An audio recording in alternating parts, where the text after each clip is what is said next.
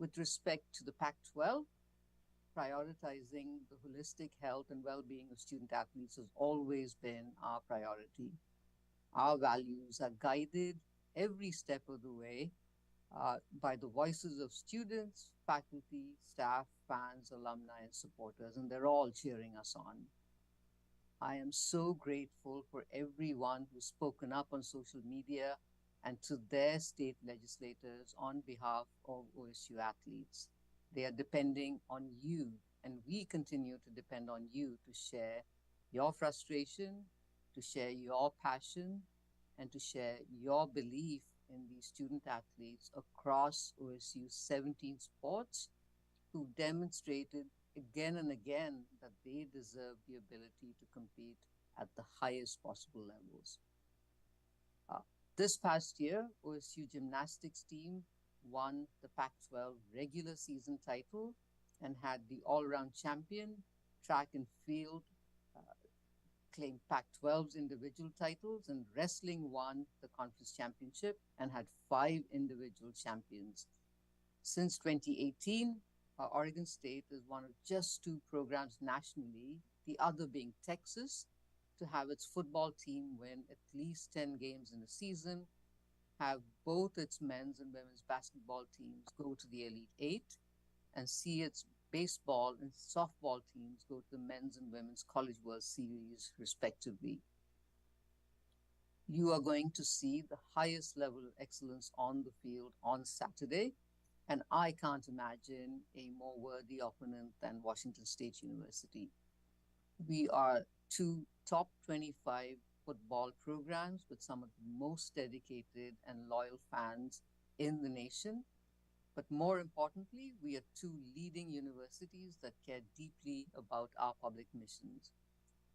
We are expanding access to the highest quality higher education. We're solving some of the world's most pressing challenges through scientific research, and we're bolstering local economies through extension programs and partnerships with local industries. These are some of the reasons we're so proud to say, go Beavs. Thank you, President Murthy. And now we will hear opening comments from President Schultz. Good afternoon, everybody. I'm Washington State University President Kirk Schultz, and really appreciate all of you joining with us today. Let me start by saying that while the current state of the Pac-12 conference was not a situation of our making, we refuse to let it define us. Oregon State University and Washington State University are both land-grant schools. We are charged with solving the thorniest problems facing our states. We will solve this problem as well. Both OSU and WSU are both top 100 public research universities recognized for teaching, research, and service. We are gritty, we're resilient. We've overcome adversity before, and we're not backing down from this challenge. We are united in our fight to find the best home for our athletics programs. We owe it to our student athletes, our coaches, our fans, and the residents of our states. We also owe it to our 2 communities, which rely on the economic benefit that comes from hosting premier Power 5 collegiate athletic contests. Ironically, this is not a case of 2 underperforming teams being relegated. In fact, these are 2 of the best college football teams in the country going head-to-head this weekend at a sold-out stadium on national television. Currently, both our football programs are ranked in the top 25. Our matchup this Saturday pits number 14 against number 21 in the nation. WSU is currently one of only 3 universities in America with top-ranked 25 football, volleyball, and women's soccer programs. Top-flight collegiate athletics are central to the student experience at both OSU and WSU. Make no mistake, we will not let that change. The situation we find ourselves in is exceedingly complex. The fiscal condition of the Pac-12 conference is far from clear. While the conference may possess some valuable assets, it's also burdened with some significant liabilities. Our 2 schools continue to seek financial records from the conference and are painstakingly reviewing documents to get an accurate picture of the conference's fiscal position. This has turned out to be more difficult and time-consuming than anticipated. Fans need to know that we are leaving no stone unturned. Together, WSU and OSU are aggressively pursuing all options. Staff from our 2 schools are meeting daily to explore alternatives and determine the best path forward. Let's be clear, WSU and OSU are in this situation not because of the quality of our athletic programs, but because of the size of our media markets. The legal action our two schools took earlier this month is just one of many efforts we are jointly pursuing. The judge's recent ruling to issue a temporary restraining order was a win for both our universities. It is critical that we clarify which schools have the right to make decisions about the future of our conference. Ultimately, we expect transparent and principled discussions with the departing schools to establish a just process and fair terms for their departure in all schools. We have plenty to discuss and looking forward to opening up for your questions and dialogue. Thank you. Go Cougs and go Beavs. Thank you, President Schultz. And at this time, we will open it up to questions from the media online. As a reminder, when asking your question, please say your name and affiliation and who your question is directed to. We will start with Ralph Russo. Ralph, go ahead. Hello, everyone, and thank you very much for doing this today. I don't know really who to direct this to. I'll just open it up to the field here. And that is, you talked about the legal action that was taken a couple of weeks ago. It seems like there has to be another move, another follow-up move on that. I'm wondering if any of you can update me or update us on what the legal strategy is going forward to determine who runs the Pac-12. I'm happy to jump in. We're waiting for the scheduling of a preliminary injunction. That's the next step. As you know, there was a temporary restraining order issued in our favor. The next step is for the judge to schedule a preliminary injunction. That's when the hearing's supposed to take place, and we're waiting for the schedule on that. Great, thank you very much. Thank you, Ralph. Next question comes from Kyle Bonagera of ESPN. Yeah, I don't know who to direct this to either, but I'm just curious about what the timeline looks like in terms of when you expect to have some sort of resolution about what the next academic year's athletics calendar looks like. Thanks. I can take that one. I mean, yesterday would be great, but the reality is the legal action that was just talked about really impacts our ability to make informed decisions. And we owe it to ourselves, we owe it to our student athletes, we owe it to all of our constituents to make as informed decisions as we can. And getting to this asset and liability piece has always been critical in terms of making those decisions. So both universities, Scott and myself, we're working to go through multiple scenario planning with a whole bunch of different options. But when we recognize time is critical here, and decisions will have to be made at least for the upcoming year. And also the reality that flexibility is going to be critical for just based on what's going on in both of our campuses. I just to add to Pat's comments that conference realignment is a tricky thing as it relates to our ability to share certain information. And as Pat said, we are scenario planned. The fact that we are waiting for some additional information does not mean that we haven't been focused every day on what that scheduling scenario might look like, and engaged in the proper conversations to make sure that when we do have that information, we're pressing go. Thank you, Kyle. Next question comes from Nicole Auerbach. Yeah, thanks for doing this. This question might be for the ADs based on the last answer here, but what are the minimum requirements needed to exist as a conference for next season if you are able to go through all the legal maneuverings, but is there a number of sports that need to be sponsored or participating members? What are those thresholds? Yeah, I'll start, and Pat certainly chime in. Nicole, thanks for the question. So, the thresholds depend on the sport. As an example, FBS requires in football 8 members, basketball 7, less than others. But the reality is there is also a grace period of 2 years as we think about our path forward and the multiple options that we're dealing with here. So Those are all NCAA sort of governance questions as opposed to legal questions mostly. And we're working on that and are in tune to what those options could be. And that is a 2-year grace period, cure period, whatever the term is, but based on the bylaws to maintain our FBS status. We technically, the Pac-12 has 2 years to fulfill the membership criteria. Thank you, Nicole. Next question, Dennis Dodd. Go ahead, Dennis.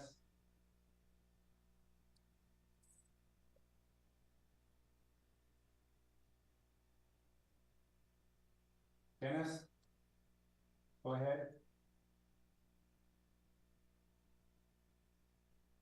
Don't know what's going on there. My apologies. Next question, Chris Vanini. Go ahead, Chris. Yeah, for Pat and Scott, have you had conversations with potential media partners as it relates to next year as you are going through various scenarios? And what have those, if you've had those, what have those been like? I'd maybe start by just saying that we do have a media consultant.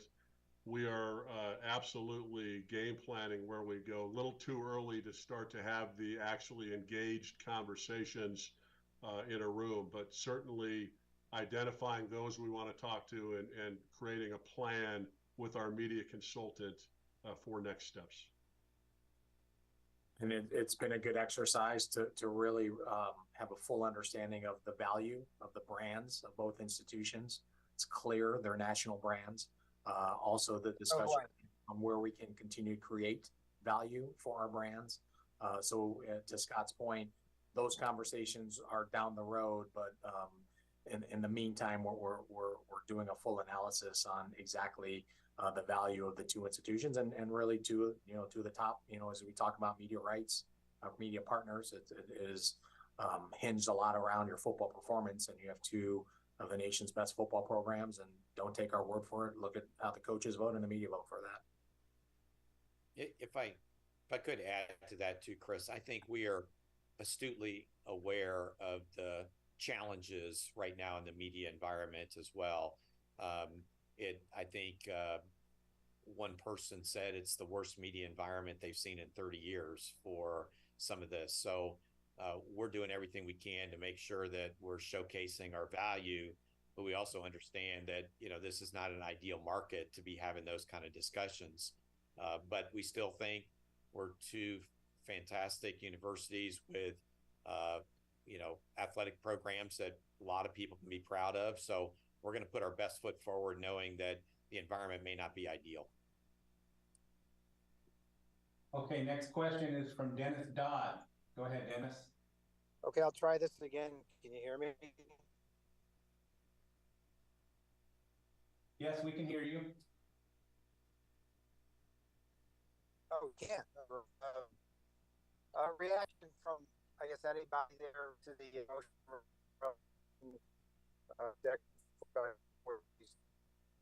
Dennis, I'm sorry, you're breaking up. We'll try again in a second. Hold on. Oh. Next question is from Nick Dashel.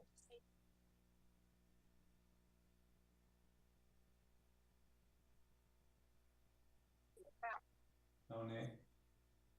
Okay, Greg Woods. Go ahead, Greg. This question for you. I'm wondering, with volleyball and football and soccer all being ranked in the top 25 right now, what does that do just kind of for the excitement around campus? And two, how much does that help you guys build the case for whatever you guys want to see happen as a result of all this? Greg, was that directed at me? Yeah, it was. Sorry about that. Well, I mean, we're very proud of the fact that Pullman, Washington is the only town, city, community in the country that on tonight will host a ranked home volleyball, top 25 volleyball program. Tomorrow we'll serve host for a women's soccer game or the host school is a top 25. And on Saturday on football, we'll be hosting as a top 25 home opponent, and we'll bring in ranked opponents. I think in two of those three, I think volleyball is the only one where the opponent isn't ranked, and that is University of Washington. So, we like to call this a normal fall in Pullman. So when you talk about what this adds, I think it just reinforces this is how we've operated. This is the type of athletic program that we've built. And there just happens to be more eyeballs on this football game specifically because it's two of the best programs in the country. But we look at this opportunity on Saturday to really reinforce in this moment two extraordinary institutions. We're going to ask our fans that come Saturday evening, the only ask we're going to ask them is to make Giesa Field the loudest, toughest place to play in the country. We owe it to Washington State, and we owe it to Oregon State. They're coming here because they're a top 25 program and they need to go prove something nationally. And we're a top 25 program and we need to prove something nationally. So, we look at this as these are the typical autumns or typical Septembers that we've had in Pullman. And we're fortunate that all these programs are ranked, but this has typically been the norm here. At least in my time at Washington State, this has been the norm. I might add, just to be clear, that this partnership has been super strong, but it's on pause come kickoff for just a little while, and we'll get back to it. I would, Greg, I would say too, I think excitement around Pullman is really high for Cougar athletics right now. Clearly us being in the news has generated a lot of angst, though, within the community, within our faculty, staff, and students. Just, hey, what's next? What is it going to look like? Are we going to sort of lose part of our identity because of where we'll land next year? But at least this is my 8th fall as WSU president, and I think we've got more excitement from our fan base than I've seen in a good number of years. But I think it's also people are uncertain about our future, and I think they just have a lot of questions because they say we're nationally ranked in all these things. People are recognizing the excellence of coaches, student athletes. How come we're even in this situation in the first place? And I think that's a little bit of why we're having this press conference today to showcase our national brands as academic research institutions and top tier Power 5 athletics programs. But I think it's excitement about the success that we're seeing, but it's also some trepidation about the future. And JT, I don't know what you might say about Corvallis. Oh, I'll tell you, there's been a huge outpouring of support. I can't even begin to tell you. I was in Eastern Washington, taking a trip out this whole last week. And my gosh, I mean, every town, every gathering, there's this huge outpouring of support. I mean, you're talking about people worried about their identity. In a strange way, this has actually knit our identity together and brought us so much closer to each other. It's been pretty phenomenal. Thank you. Next question comes from Jamie Vinnick. Go ahead, Jamie. This is kind of directed to whoever is capable of answering. Is there some kind of agreement right now between the Pac-2 and the Mountain West in forming some kind of a future going forward? And if so, what form is that taking?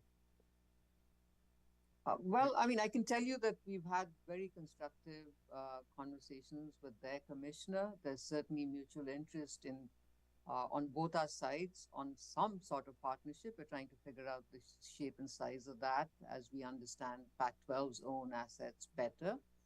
Let me throw this to one of the ADs because they've been in the trenches with the commissioner as well. So either Pat or Scott.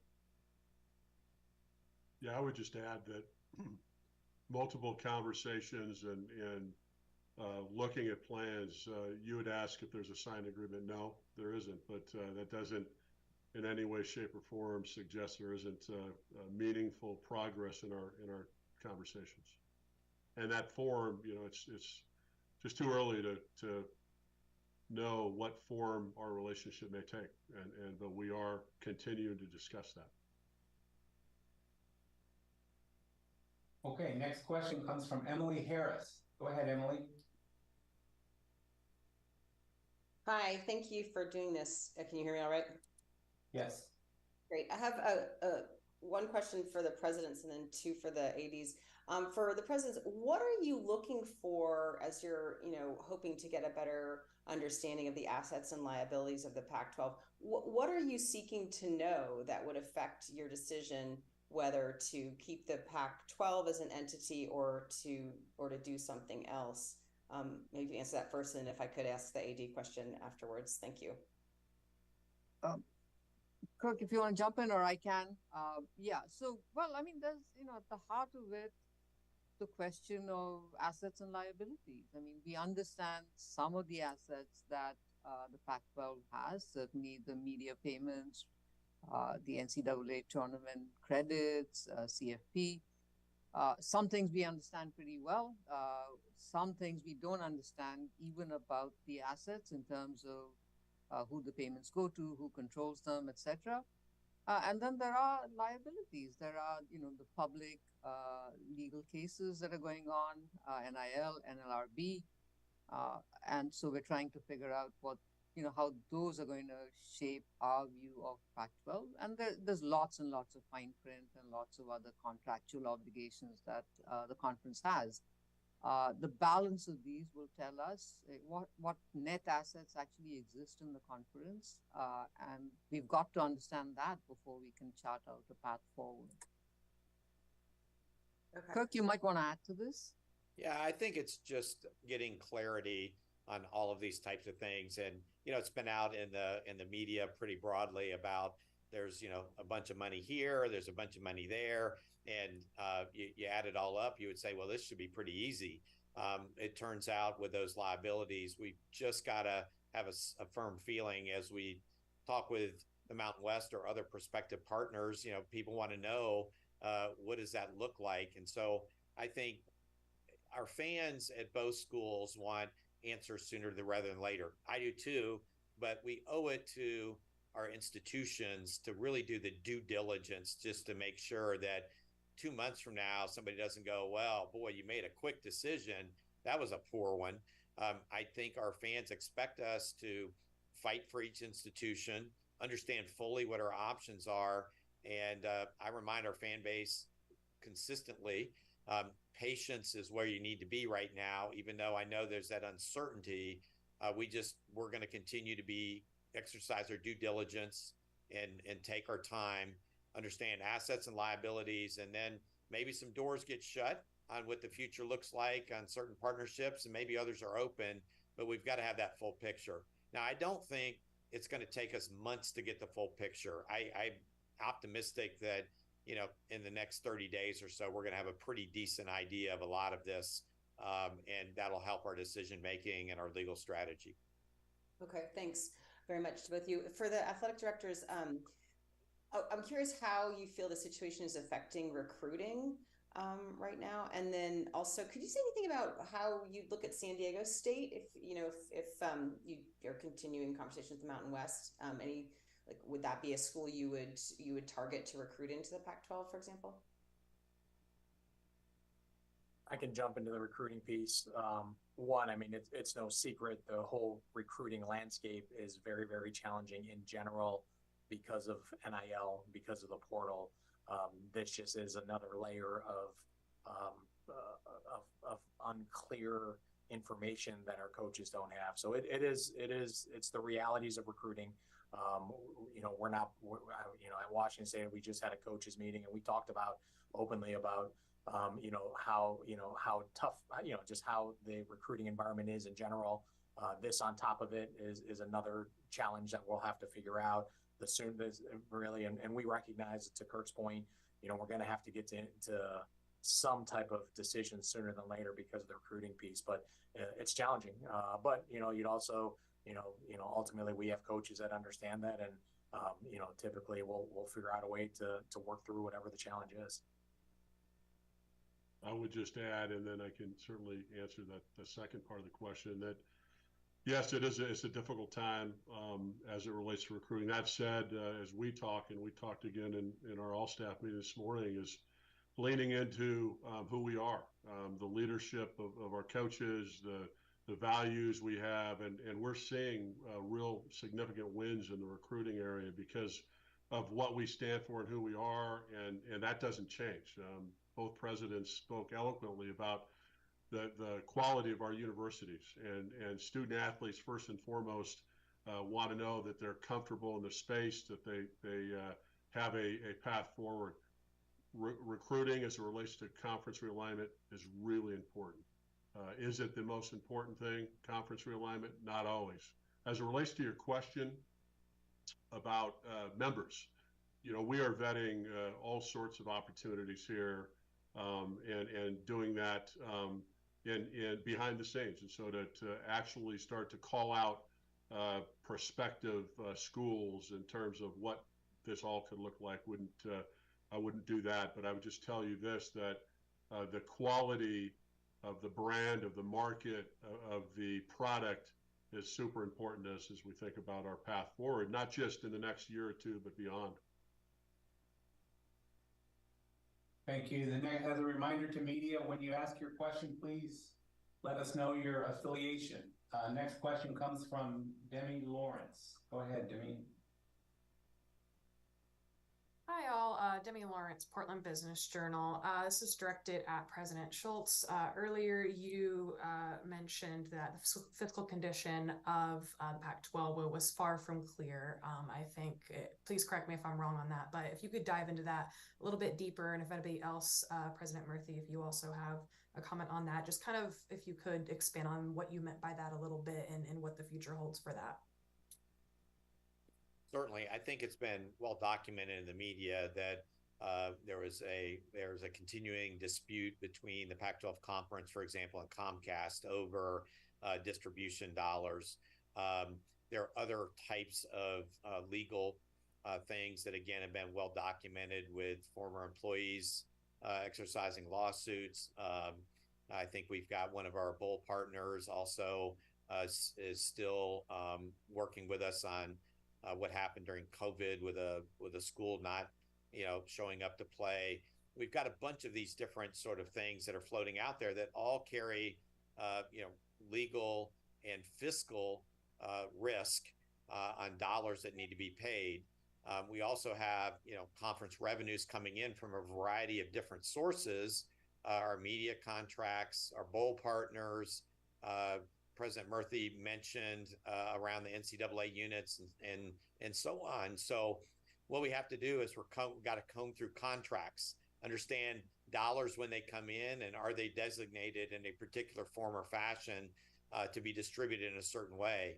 And when you're operating the conference where nobody's leaving, these are probably not the things that, as a president, I would pay much attention to. Your commissioner just does that, and that staff operates it, and you just don't dive into the maybe intimate legal details around each of these fiscal notes and issues. Now what we have to do is, with where we're going to be moving forward, we have to understand the details on this and not just a high level piece to it. So our chief financial officers at the two institutions are working closely with the legal teams and their colleagues at the Pac-12 simply to get more of this information and make sure we understand not just where we are today, but where we might be when the other schools depart, and what next year could look like in terms of assets and maybe some liabilities and things that we have to pay. Then the networks recently, the Pac-12 network moved to a different location, went through some renovations, put some things together. We need to understand that asset and its value in the marketplace and the future direction of the Pac-12 network. So when we talk about the assets and liabilities, it's not just a spreadsheet, it's understanding some of the intangibles as well, and using subject matter experts to help us evaluate how those can be used moving forward. Jaythi, what would you add to that? That's excellent. I think you summarized the big bits. The only piece I would add to it is also the cost of running the conference is changing too, because as you know, we just approved a new retention plan. And so what we pay to retain whom, all of those costs are changing as well. So, so we've got to look at both sides of the ledger to figure out what resources there actually are for us to work with. Thank you. Thank you. Next question comes from Larry Stone. Go ahead, Larry. Yeah, hi, Larry Stone, Seattle Times. I wanted to ask specifically about the game coming up on Saturday. There's obviously this unity that's built between these two institutions that is reflected here today and has been, and as you fight for your future. and yet you're facing each other in this very competitive game. You kind of alluded to it early, but how do you balance those two facts? And is there going to be some show of solidarity on Saturday between the two programs, even as you try to beat each other? Yes, of course. I'm going to be biting my nails to the quick. I'm a very nervous watcher. But there's a little bit of Cougar in me too. I got my master's degree at WSU, so there's that. But no, we'll fight hard. We're going to play hard. But at the end of it, this is what college athletics is all about. We are partners in the whole big higher education enterprise. We have the same goals, and we all recognize that. And I'll add, I mean, these are the best parts of college football. What's on Saturday? We have a bunch of young people that want to compete on the biggest stages amongst the best competition, and that stage is provided on national TV because you have two ranked opponents playing. It'll be a great football game. They're two well-coached teams, two coaches that have built their programs and the reflection of who they are, ultimately through the values of what the institutions they represent. So when you talk about what Saturday means, it is football at its highest level. And it goes back to the questions that are surrounding the two campuses.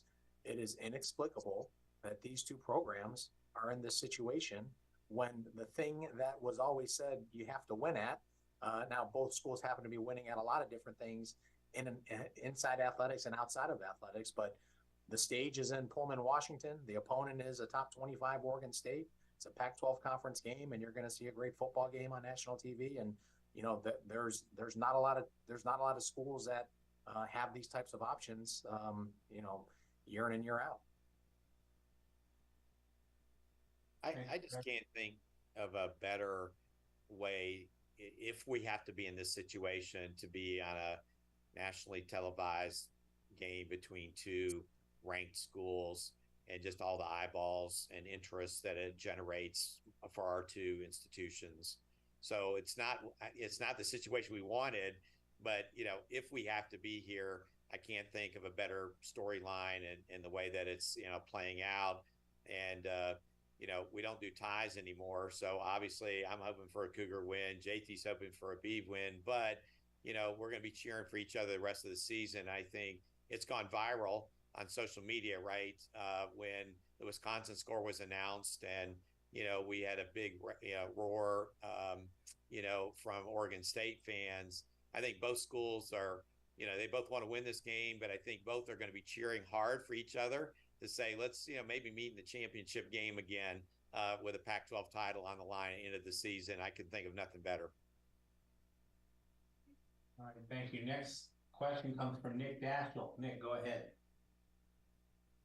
Yeah, I apologize if this has been asked before because I got bumped off here, but this is for President Murthy or Scott.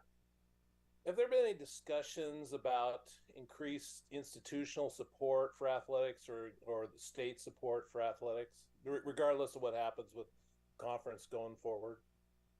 Yeah, we're certainly talking, because the financial impacts on both us and WSU is so high. I imagine we're all looking at multiple sources of funding, and that includes, of course, institutional support, state support, philanthropy, and so many other streams.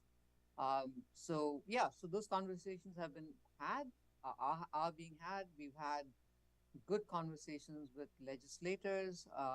Some of you may be aware that there is a hearing of our House Higher Education Committee on September 28th at 2:30 p.m., where the committee will seek to figure out what's happening, how did this come to pass, and what the impacts on OSU are, and also the impacts on the communities that surround OSU. They'll have lots of interest in the plight of our student athletes and how this is going to impact them. And so those conversations are happening right now. Thank you. Next question, Jerry Brewer. Hello, it's Jerry Brewer from the Washington Post. I wanted to direct this question first to the ADs, but also if the presidents might mind chiming in as well. I'm curious to know. I mean, obviously, you've been partners for a long time in a conference and regional rivals and all that, but now as a duo, what have you learned about each other? What do you appreciate about each other? I would say that what we thought about each other just has come to full light. We're very similar from the land grant mission to our values. And when you're in a fight together, you're in the sort of the foxhole together, you do learn a lot more. And for me, it's confirmed what I thought about the Cougars. And you know, our fan bases have always cheered for each other because of that, some of the commonalities that I've mentioned. So for me, I think what's important, what's critical now is our values and how we navigate this. And there isn't any question that we're aligned in our values and our goals. I learned Oregon State is a land, air, and sea grant institution. Is probably the one factual thing I learned about Oregon State. But to Scott's point, I mean, this is about shared value, shared purpose, and really fighting for two institutions that continue to do things the right way, that have built their athletic programs the right ways, that graduate student athletes have high grade point averages, and are true reflections of the land grant mission. You know, a decision has been made about these two institutions based on TV market size, yet there's a land grant mission here that both schools are seeing to its fullest. So as we go down this path, I mean, it's really about, you know, I would argue this is what's really good about college sports. This is what's really good about college communities. We'll continue to fight for them. There are changes on the horizon in college athletics. The market's going to continue. There's market corrections that are on the horizon with conference realignment and where dollars are going, and we're seeing the TV market change right before our eyes. But you know, when you talk about these two institutions, I mean, these are two institutions that are going to continue to fight for you know, Cougs and Beavers. Yeah, I want to pick up on something that Pat said, all right, and that is the whole land grant story. Now, land grant institutions were set up deliberately in small communities, all right, and both WSU and OSU represent rural communities in our respective states. We've got lots of students from these communities, and I find it stunning that we're just willing to give away the athletic opportunities that these students can have just so easily. We owe it to our rural students to give them every opportunity, every academic and athletic opportunity that everybody else gets from the big cities. And so so to just write off small communities like this is just completely unacceptable in my view. I think we value being in the Pac-12, and when we had a full complement of 12 schools, I think we sometimes spent too much time looking at UCLA and USC and other schools like that, and our sister institution that was in the state right next to us with a lot of similarities. Sometimes we just didn't think as much about the partnerships that we could have had with Oregon State at times. So if nothing else, one, it's pulled the two institutions closer together. We have faculty at both institutions that do joint research together, and especially in ag and winemaking and a whole bunch of things like that, and have for a long time. But I think probably there's a reality that there's a lot more things we could be doing together, certainly academically, joint proposals and other things. So I do think it's caused us maybe to refocus a little bit on a sister institution and figure out some ways that we can continue to do things together, not just athletically, but academically, and benefiting both of our states. Thank you. We're going to try this again. Dennis Dodd, go ahead. I believe I'm in. You are. Go ahead, Dennis. That's great. You're taught to never be the story in this business, so I apologize. This is for the ADs, and I've got a quick follow-up. You guys do budgets pro forma years in advance. I just wonder what you're putting down right now for future years for media rights revenue. Yeah, that's yet to be determined. I mean, I think in every aspect of revenue, whether it's media rights, total distribution, our own self-generated revenues, or the conversations that have been had about both assets from the Pac-12 and institutional support, those are all discussion items, and we're looking at them and we're evaluating them using our content experts to help us. But as it relates to a specific number, we're not there yet. Same at Washington State. It's to be determined. Okay. And also just a general reaction from the relegation promotion model that's out there from Boise State. Any interest in that, particularly in the way it's set up? It would, disrupt other conferences and put those in the same situation that you guys find yourself in now. Yeah, I'll let Pat chime in too. Generally speaking, let me comment on a relegation model or a hybrid form where those that are investing, as an example, in the product, football in this case, at a high level, would be playing each other more often. I think as you think about the future of even media rights, I think a sort of relegation model, either in unequal distribution, a contraction of teams, and or peer relegation will take place. I think that's coming. In terms of the model itself, I think there's some merit to look at some form of hybrid model that does support that. We see it working in a similar fashion in Europe, and certainly it's worthy of our study. I would agree with Scott. Change is going to be constant in college football, and we just watched it with current, soon-to-be former Pac-12 schools take media distributions at 50 cents on the dollar compared to their peer institutions that they're going to, some $0 to 30 cents on the dollar. To Scott's point, how dollars are distributed amongst conferences has changed literally overnight.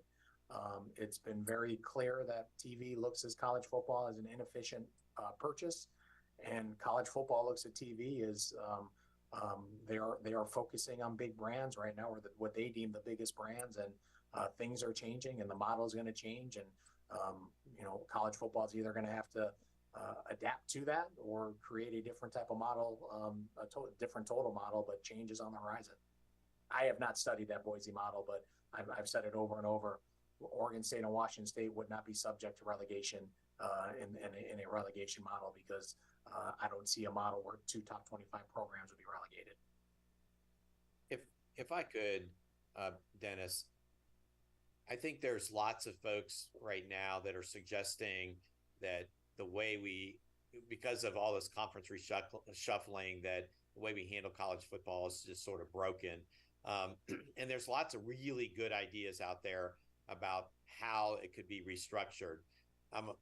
As my engineering background, I'm also a pragmatist, and know that if schools can't figure out how to get out of a grant of rights in a conference, I don't know how you practically move to these particular models that you could even get a lot of people to sit around and agree to. There's going to have to be some other disruptors that are going to force it. And I just not sure we're going to see a lot of movement in this space in the next 4 to 5 years, just because people are locked down into particular media contracts. And as much as I consider Washington State a leader in things, it's when other maybe more prominent brands say, hey, we got to start looking at a different model. The Ohio States, the Michigans, Alabamas, Georgias of the world, schools of that stature in football, when they start saying, hey, it's time to get together and change something, then I think we certainly want to be in that conversation with great ideas. But I just think practically we can all come up with something that'll be better than the way it's done today. I just don't see a great easy pathway to get there without a major market disruptor coming in with a lot of financial resources to say, let's do something different. Okay, our next question comes from Tim Booth. Tim, go ahead. Good afternoon, everybody, and Thanks for taking the time. Since Dennis just stole the question I was going to ask about relegation, this is probably for Pat and Scott. Now that time has settled a little bit since the decisions of the schools to leave, have you re-engaged with Washington and Oregon about continuing the rivalry series moving forward, and especially with your scheduling uncertainty for next year, where do those conversations stand right now? Well, I think we're all, I mean, Scott and I have both taken, and our staffs have taken a deep dive of scheduling across all sports. There'll be a time and a place where we'll make some preliminary decisions on what scheduling has to look like. But like I've told all of our constituents here at Washington State, we cannot look at scheduling in the future with an emotional lens. We need to look at it through a business lens. There are significant dollars associated with television. On our side of this equation, we've been a part of a storied rivalry. I know Oregon and Oregon State have been a part of a storied rivalry, and we'll have to make some decisions based on other factors beyond emotion whenever that time comes. I would just add and echo Pat's sentiments as it relates to the business aspect, but there's another aspect vitally important, and that's the student athlete wellness piece as it relates to all of our sports. And regionality is an important factor when you think about student athlete wellness. So certainly no decisions on our part have been made. There's so many aspects and things that we need to get through. But I will tell you that regionality is an important component of the holistic experience our student athletes have. You know, if I could also give some color to this, and JT may want to as well. I am in communication with President Cal State, University of Washington.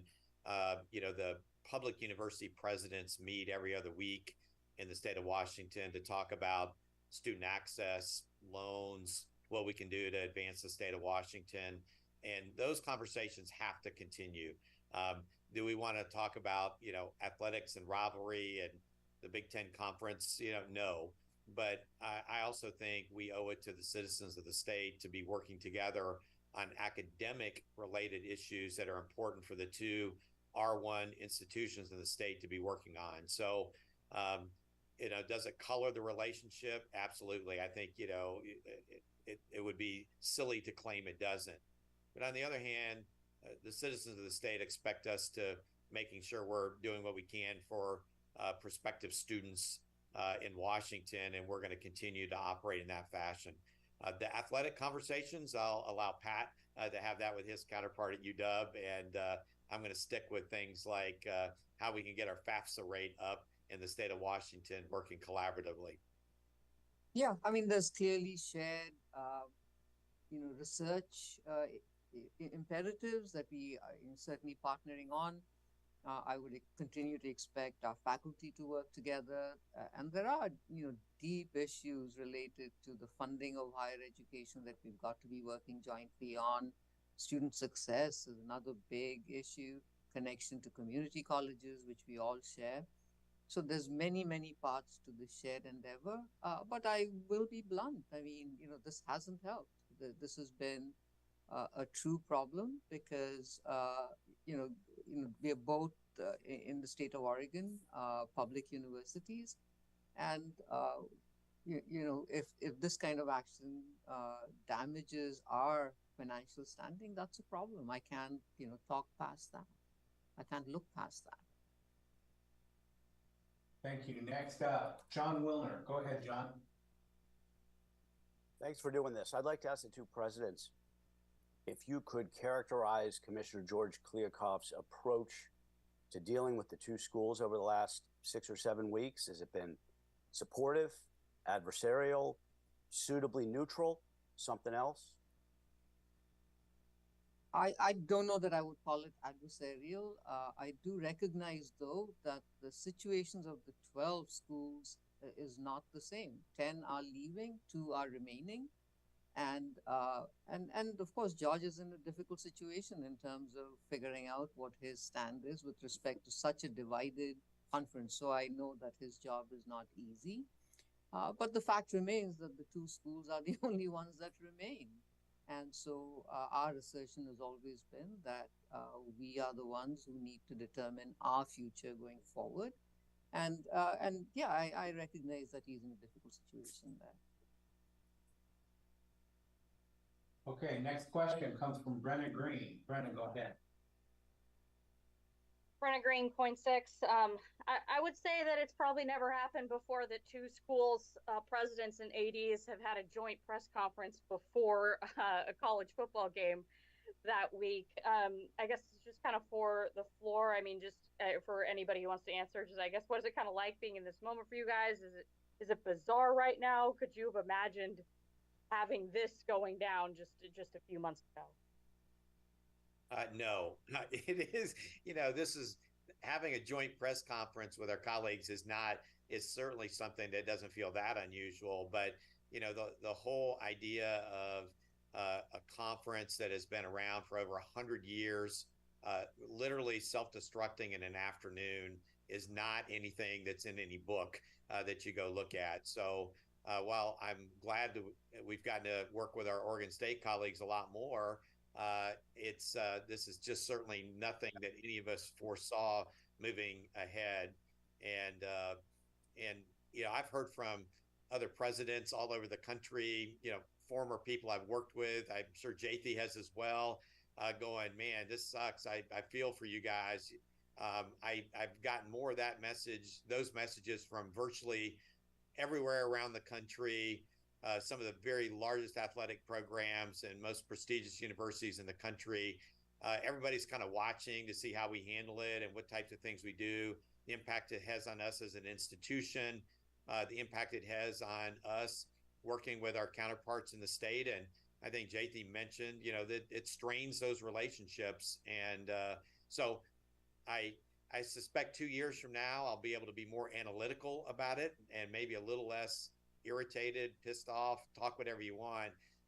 But right now it's just hard. You don't see the future. You got upset fan bases. We've got great coaches and student athletes that have committed to each of our institutions to, do their absolute damnedest to compete hard in the classroom and on the field. And that uncertainty is just really, really difficult. So all I know to do is pick a pathway, move forward, be flexible, be resilient, and be patient. And that's what we're going to do. I'll just add the entire college athletics ecosystem is dynamic. The four of us would wholeheartedly prefer pre-football press conferences involving student athletes and coaches and not the four of us. It is, but it's also an opportunity. I mean, it was a unique week as we think about ways to elevate this game. I mean, although we're asking our Coug fans to make it the toughest, loudest environment, we're also going to encourage them 18 minutes before kickoff. Our band's going to play the Oregon State fight song, and we're going to ask, as a show of respect, to applaud that fight song because the two universities are in a fight together. And I know our two mascots are probably going to interact more than they ever interacted. Really, as symbolic of the two schools going down this unique road together. But this is this is not in the textbook for either how you run an athletic program, but it's also I think from the Washington State side, I think we also know that we're fortunate to have two partners and friends that ultimately are working together toward a common solution. Thank you. Chris Daniels, go ahead. Thanks, Bill. Chris Daniels, Como News in Seattle. Thanks again to the four of you for doing this. I did hear President Schultz, you say that within the next 30 days or so, you're going to have an idea of what you're going to do. But what is the realistic deadline here, just from a scheduling aspect? What is the cutoff? Because I don't think anybody thinks you can get to February and decide, okay, we're just going to play each other 12 times a year and call it good. I mean, what is, from a scheduling aspect, the absolute cutoff here to figure out what you're going to do going forward? I'll let the ADs answer that, but Chris, we got to play an odd number of times so that, one of us in football, maybe it's, best of 12, best of 13 games or something. So I'll let Pat and Scott give you a legitimate answer. Chris, your question was a cutoff date. Did I hear that correctly? Correct. Yeah. What is your absolute cutoff date here to figure out what you're going to do in 2024? Well, the challenge is I don't think we're living in absolutes. I think there's practicality things that we recognize that we're behind the eight ball with, and there's going to be a time and a place where decisions are going to have to be made. But we're just going to have to load ourselves up with as much information and as with many options as possible. I mean, we're going down a path where we're trying to be responsible to our institutions. Know that creativity may be something that may enhance what our opportunities may be, but there's a lot of what ifs now. But I mean, we recognize it is on the horizon. When exactly? I mean, it's on the horizon. We're going to have to get to some decisions. I would echo that. It's to draw a line in the sand on the absolute date, not yet. Certainly this fall, we do know based on our modeling and our conversations with the content experts that we can put schedules together as late as late fall. We don't want to wait that long. We want to move as quickly as we can in an informed fashion, as we've discussed, making sure we have all the details. So lots of concerns as it relates to kind of moving forward, but I would say that as it relates to scheduling, we are confident we can put a schedule together for all sports in a timely fashion that meets our needs for 2024-25. Thank you. Next question comes from Brian Fisher. Go ahead, Brian. Question for Kirk there. What's kind of been the tenor of the conversations you've had with the CFP Board of Managers? And ultimately, do you anticipate the Pac-12 receiving a Power 5 share of the CFP revenue these final 2 years of that contract? Well, there hasn't been a lot of discussions between the presidents that sit on that about where we are, but things were modified a year or so ago with the expanded playoff. So it really kind of identified the schools as opposed to the conferences. So we both expect both Oregon State and Washington State to receive our per school distribution from the college football playoff for the next 2 years, just like we would have previously. I think the question becomes the out years, and I think we want to continue to position ourselves as a Power 5 schools, and that we think we need to make sure that we're securing some position at the bargaining table when that expansion, not whose the schools are there, but how the financial pieces are going to be distributed as part of a new media rights agreement. And I fully expect that on the board to be part of those conversations representing the Pac-12. And then just to follow up to John's question earlier, the approved retention plan that you guys approved last week, did that include George Kliavkoff beyond 2024? I'm not sure. I should check. I believe it. I don't know if there was a direct line with respect to that. Commissioner Kliavkoff is on a fixed contract, just like I am and others are, that is multi-year. So I'm pretty confident he was not part of that retention plan. It was really geared toward, other employees to make sure that, as the conference resizes moving forward, that we actually had people to put on all the championships and things like that to benefit our student athletes. And I think, there's nearly 200 staff members that are concerned about what their future is going to look like. So we have to balance their future along with making sure that we have a championship opportunities for all of our student athletes that they've come to expect as being in a Power 5 conference at Oregon State and Washington State. So I think that was the balance that we wanted to try and achieve, to make sure we had the people in place so that our student athletes aren't going, wow, this isn't what we came to expect being a part of the Pac-12.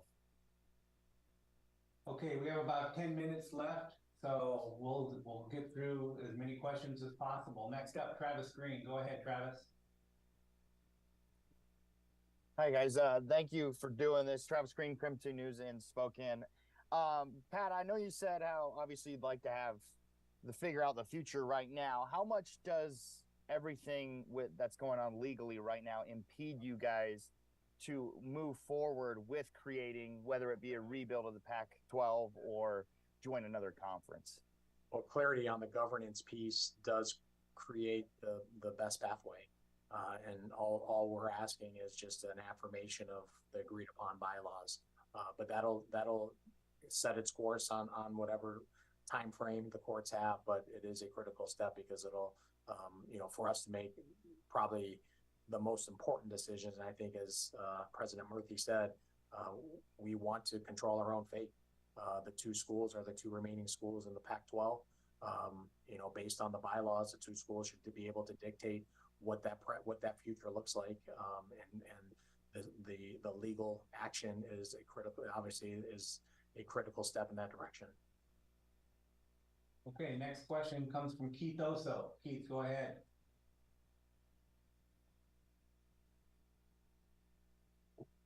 Hey, Julian Minnesota, actually here at KXLY. This one is for either President Schultz or Pat. What you mentioned how the legal situation impedes any decision making. So what can be done right now? I mean, a lot of scenario planning, a lot of prep work. I mean, don't take the pause because of the legal action as anything, as a reflection of work not going on. I mean, we have both universities across the board, from general counsels, CFOs, athletic directors, across the line, have been working to just really just put as much information together as we try to scenario plan and keep as many options open. But I mean, time is going to be a factor, but we also need to make sure that we're positioned correctly, and the legal piece is the first step in being positioned correctly. I would say too that we got multiple things going in parallel, and I think sometimes people tend to think it's sequential.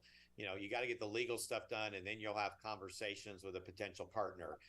We're doing them at the same time, and some of the possible landing spots for our schools, they want to know what assets look like, what liabilities look like, what baggage we might have, what benefits we might have.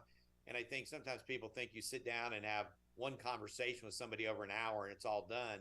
These are going to be conversations because of the complexity of the legal, fiscal issues, scheduling, all of those kind of things that I think are just going to take weeks and not, one or two quick conversations. So we're going to continue to do that. And look, at the end of the day, we've got to do stuff that's mutually beneficial for both our schools and potential conference partners, media partners, and all those things. So we're going to make our case, they're going to make their case, and we're going to find some middle ground on an awful lot of things.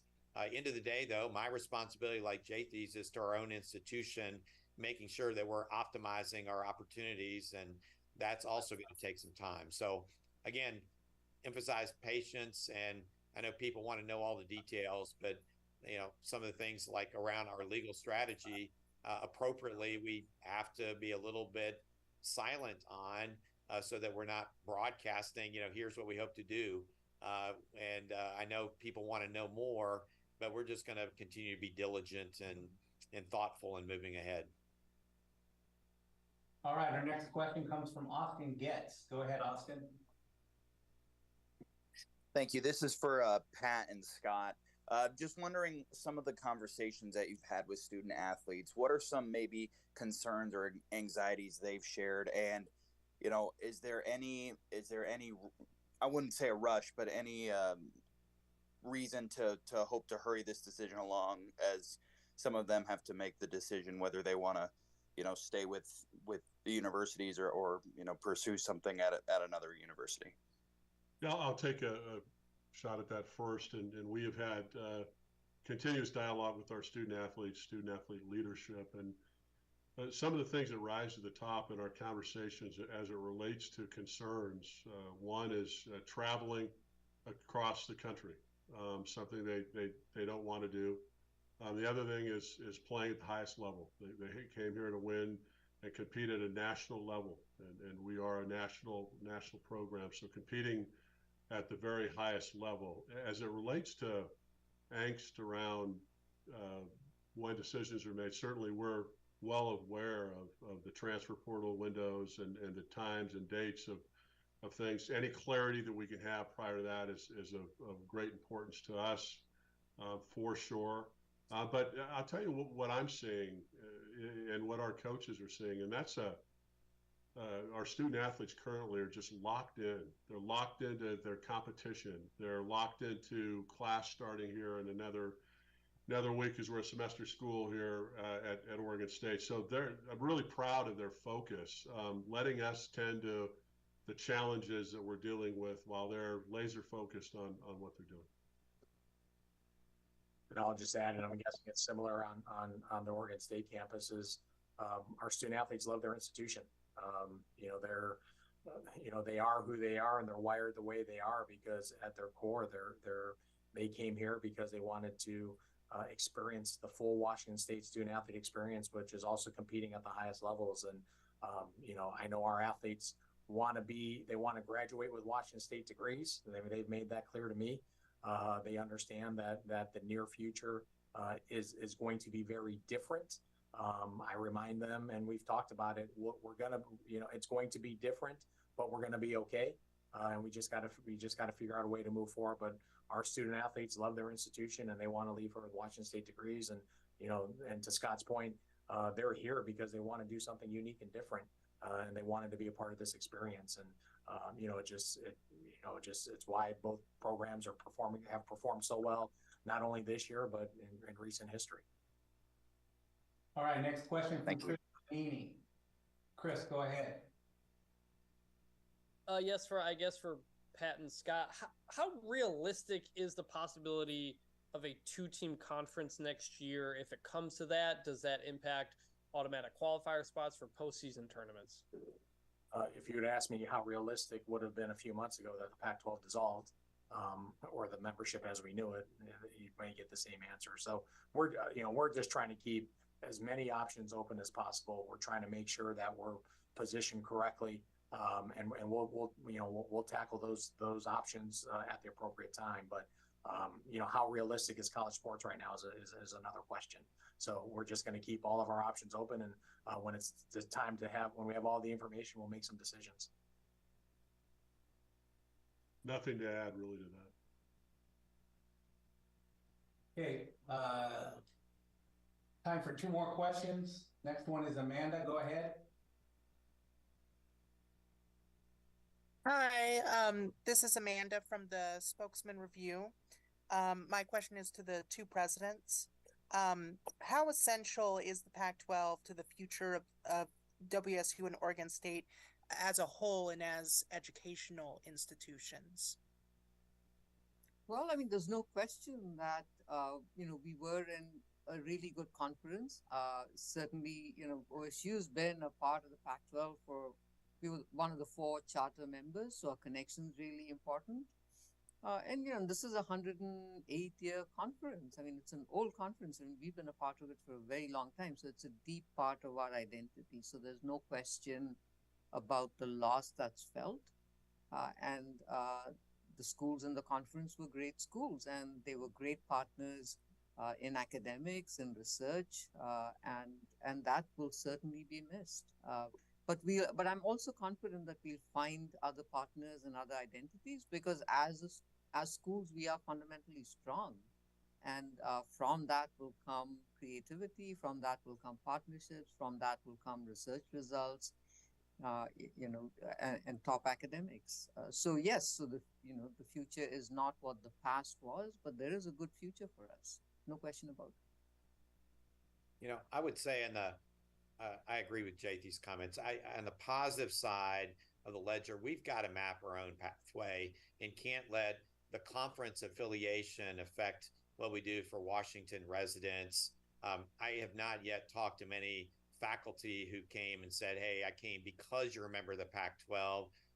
It's not, people could be sports fans, and we do have a lot of our faculty that support our student athletes, but that's not the reason somebody chose to come and establish a career at Washington State.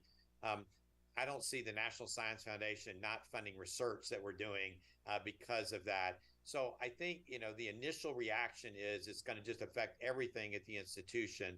Now there's the unknown And some of the unknowns are, our students, when they choose which school they're going to go to, have a variety of factors. And to me, one of the things that's important is when we determine what next year is going to be looking like from athletics, is we need to make sure that we tell our students the people on the field may be different, but you're still going to have a football Saturday in Giza Field. You're still going to, go and have a packed house for volleyball, and these different kind of aspects of the Cougar experience, or the equivalent experience that is unique to being in Corvallis and being an Oregon State student. So I think if we just sit and wring our hands and go, it's going to be different, we can let it impact us more. I think we've got to be pretty aggressive about going out and saying, folks, there's a lot of aspects that will change, but I still think the overall experience that a student's going to get is not going to feel diminished or minimized or things like that. And it's up to us to really make sure that that's the case. And our fans and families and alumni are all going through a little bit of grief and anger and all those things. But if I've seen nothing else the last 2 weeks after our successful, first round of our legal strategy, people pulled together. And I think that's what we're going to ask our fan base to do, is pull together. I'm not sure who's going to be on the football field in the fall besides us and who are playing, but we need you to come out. We need to support us, need to support those student athletes who are still going to be working their asses off to win in the classroom and on the field, and they really need our support. Yeah, let me add to that. I mean, we've all got to understand how fundamentally strong both these institutions are. I mean, this year we've got record enrollments. This is the highest enrollment that OSU's ever had, right? 11.5% over last fall. I mean, that's amazing. This year we posted record research funding, all right? $480 million, just short of $500 million. For a university without a medical school, that's completely amazing. That's a good number. All right, so there are strong successes as a university, and those are going to continue. They're going to continue for us, and they're going to continue for WSU. Okay, our final question today comes from Noah Chath. Go ahead, Noah. All right, thanks, guys. This is Noah Chath from KTVZ in Central Oregon, trying to end with a good one.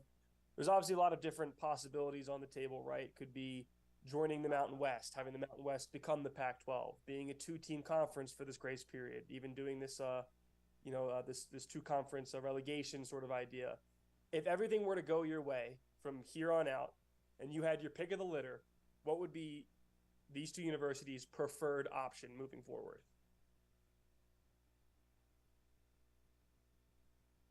Who wants to take that? Well, I can tell you that the preferred option is to play at the highest level, to give our students and student athletes every academic and athletic chance that we can possibly get for them. And we'll be evaluating all of these options through that lens. I mean, that's really where, the way we're approaching it. It's first and foremost student, student, student.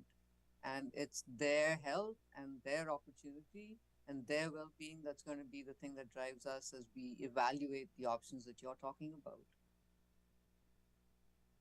I think both athletic programs are on a course and a trajectory that we're very conscientious of, and it's upward. And the environment is dynamic. Where we're at on September 21st is very different than where we're at on August 3rd. So, to put scenario planning like you had just said, yeah, those may seem like options that we may have to pick from in the moment, but we're not picking them in the moment right now. We're going to keep doing our due diligence. We're going to keep positioning ourselves, and whatever decisions we make are going to keep both institutions, both athletic programs specifically, on the same upward trajectory. I just add, and Jayathy said it, but we're using our guiding principles to help us make those decisions. And student athlete experience is really important, including playing at the highest level and their wellness. And those things will be taken into consideration to get to the best possible place we can.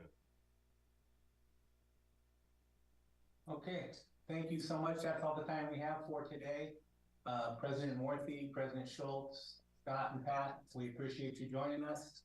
For Media Online, thank you for your time today. We look to see everyone Saturday, 4 o'clock at Giza Field. Have a good afternoon. Go Cougs! Go Cougs! Go Cougs! Yeah, good luck. Thank you, everyone.